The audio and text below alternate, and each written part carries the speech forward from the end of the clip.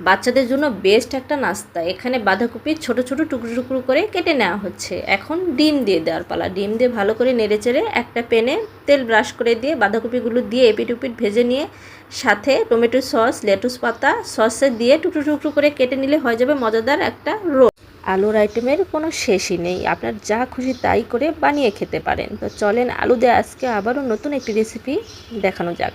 তার জন্য আলু ম্যাশ করে নিতে হবে, সিদ্ধ করে ড্রাই ফ্রুটস দিয়ে ছোট ছোট একটু বল করে চ্যাপটা করে নিয়ে হালকা তেলে এপিট উপিট ভেজে নিলে হয়ে যাবে মজাদার আলুর একটা সকালবেলার নাস্তা। বন্ধুরা, একসাথে আপনারা দুটো রেসিপি আজকে দেখতে পাবেন। তার জন্য এখানে চাল ধুয়ে নিতে হবে, সাথে আঙ্গুর কিংবা বড়ই দিয়ে ম্যাশ করে নিয়ে রাইস কুকারে দিয়ে পানি দিয়ে দিলেই হয়ে যাবে ভাত।